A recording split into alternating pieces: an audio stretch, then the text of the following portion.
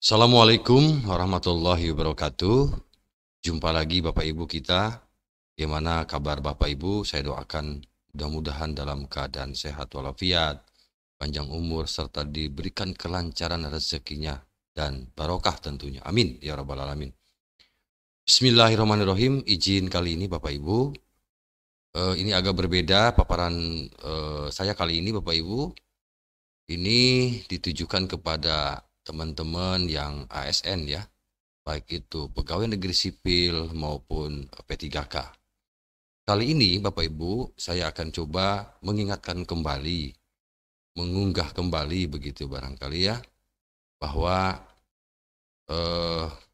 beberapa hal yang terkait dengan kegiatan kita biasanya di dalam menghadapi pemilu itu banyak sekali jenis pelanggaran-pelanggaran yang dilakukan oleh ASN ataupun P3K. Kali ini saya akan coba untuk memberikan paparan sebenarnya pelanggaran apa saja sih begitu ya yang bisa mengakibatkan ASN ini diberikan sanksi. Di sini ada 16 macam pelanggaran yang wajib dihindari di masa pemilu tentunya Bapak Ibu. Baik Bapak Ibu, kita coba ya bacakan beritanya. Saya ambil dari salah satu media. ASN dapat hukuman berat ya.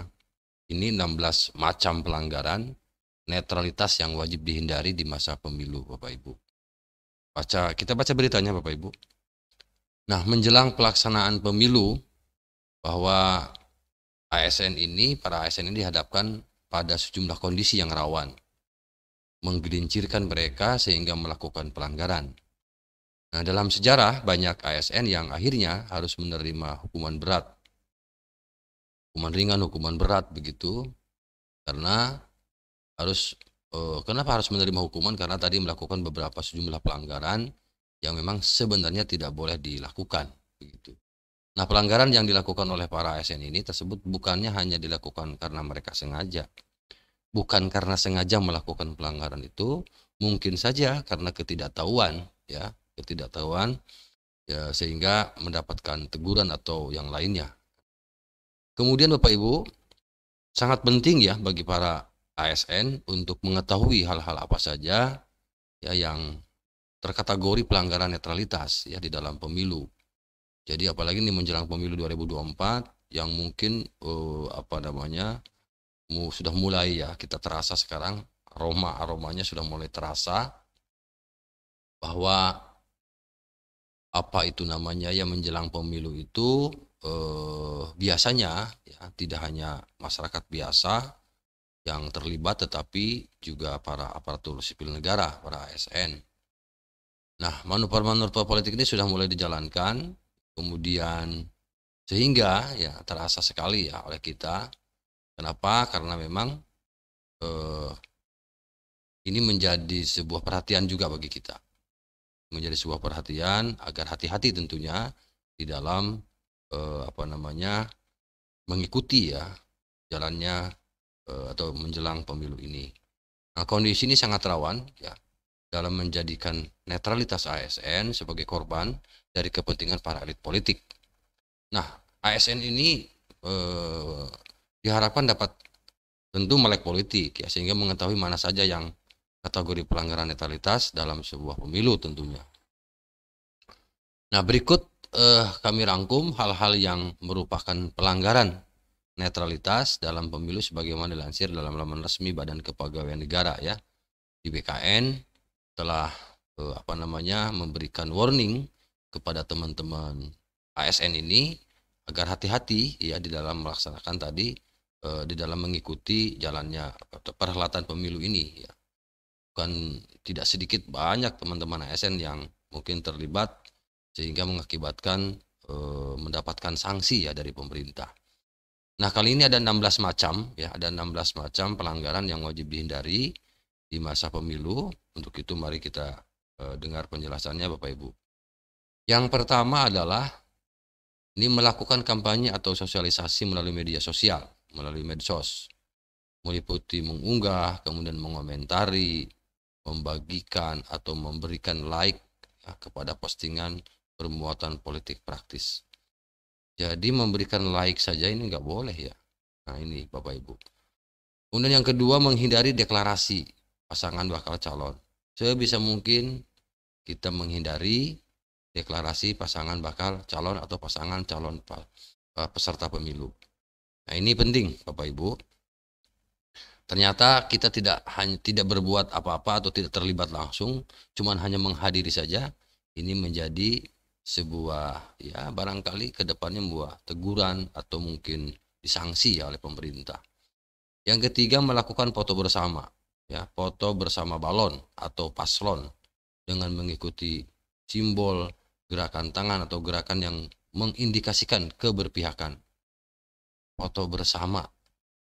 Ya, karena merasa dekat kita selfie ya, kemudian menyebar dan akhirnya menjadi sebuah sanksi bagi kita. Ini juga nggak boleh ya ternyata Bapak Ibu. Yang keempat adalah menjadi pembicara atau narasumber dalam kegiatan partai politik.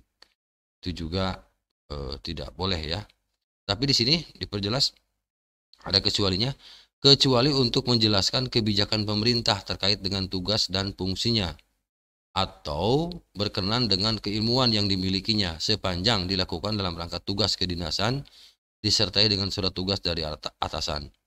Ya, mungkin misalnya duduk bareng bersama para partai politik, kemudian kita ditunjuk sebagai narasumber dalam rangka tadi misalnya bagaimana menjaga netralitas para PNS misalnya ya sebagai narasumber.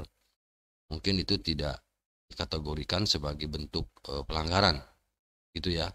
Jadi kita harus bisa membedakan apakah ini tugas kedinasan terkait dengan materi-materi tentang itu tadi atau memang kita terlibat di dalamnya. Nah, ini yang mungkin mesti dihindari ya. Itu Bapak Ibu. Kemudian yang kelima, bagi ASN yang tidak cuti di luar tanggungan negara melakukan pendekatan ke parpol dan masyarakat bagi calon independen dalam rangka untuk memperoleh dukungan terkait dengan pencalonan pegawai ASN yang bersangkutan dalam pemilu sebagai bakal calon atau wakil kepala daerah. Ini juga nggak boleh. Yang keenam, ASN yang mendeklarasikan diri ya sebagai calon kepala daerah tentu ya ini boleh, nggak bisa, harus izin ya, malahan izin atau mungkin keluar dulu ya, dikeluarkan kemudian atau izin sehingga bukan menjadi tanggungan negara seperti gaji dan lain-lain. Kemudian yang ketujuh, memasang spanduk atau baliho ya yang mempromosikan diri atau orang lain sebagai calon atau bakal calon. Artinya memasang spanduk saja di sini apabila ketahuan ini sama ya termasuk pelanggaran juga. Jadi memasang spanduk atau baliho. Kemudian mengadakan kegiatan yang mengarah kepada keberpihakan seperti mengajak pertemuan, himbauan, seruan, dan pemberian barang, termasuk penggunaan barang terkait jabatan atau milik pribadi untuk kepentingan calon atau paslon. Ini juga tidak boleh dilakukan. Kemudian yang kesembilan, ikut sebagai pelaksana sebelum dan sesudah kampanye. Yang kesepuluh, menjadi peserta kampanye dengan memakai atribut partai, apalagi ini ya, atau atribut PNS, ya, atau tanpa atribut dan mengarahkan PNS atau orang lain. Nah, ini juga mungkin ini lebih kepada bagaimana mengarahkan, memobilisasi begitu ya masyarakat atau PNS untuk mendukung salah satu paslon atau salah satu bakal calon misalnya. Ini juga nomor 10 ini termasuk pelanggaran, tidak boleh dilakukan.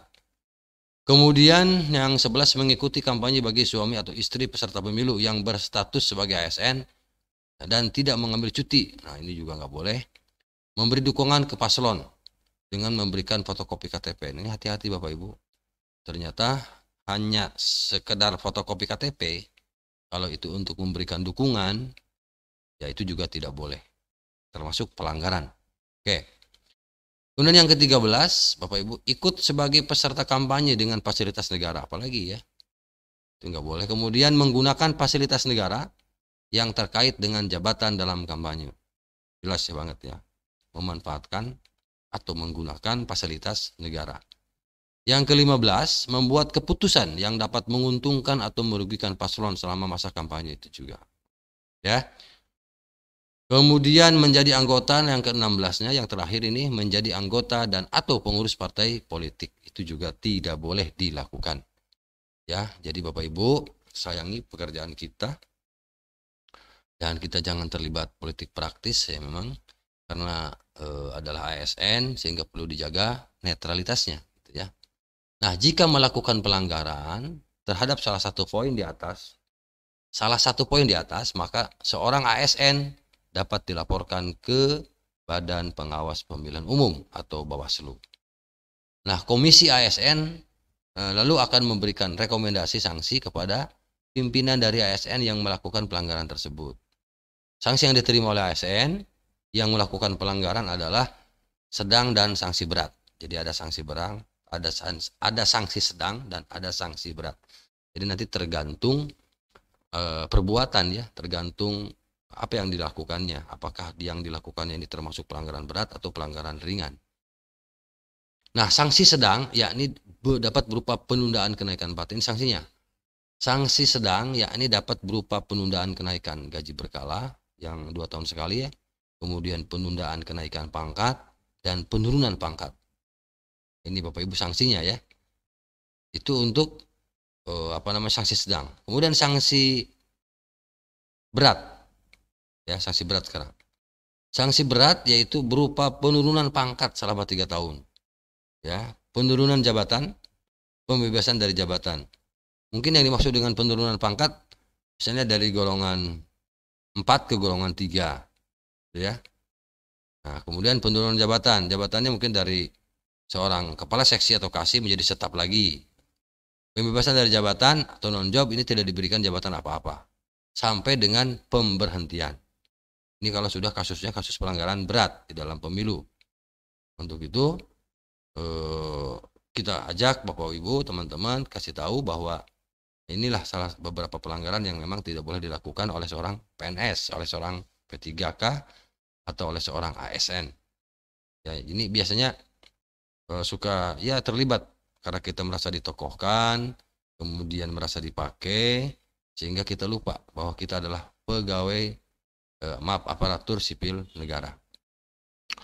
Itu saja ya informasinya yang dapat saya berikan. Sekali lagi, jadi ada 16 macam pelanggaran yang wajib dihindari oleh para PNS ya ketika pemilu ya, yang tidak boleh dilakukan oleh PNS. Karena sebab kalau dilakukan itu akan diberikan sanksi ya.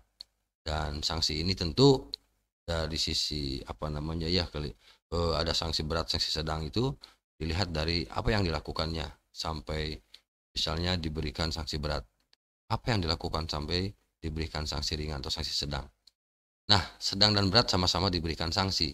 Artinya hindari sebisa mungkin Bapak Ibu. Itu saja yang dapat disampaikan Bapak Ibu ya. Mudah-mudahan informasi ini bermanfaat. Karena ini hanya sekedar mengingatkan kembali dan tentu diharap bisa dijadikan bahan perhatian ya oleh teman-teman ANS. Itu saja yang dapat disampaikan. Semoga bermanfaat. Terima kasih. Assalamualaikum warahmatullahi wabarakatuh.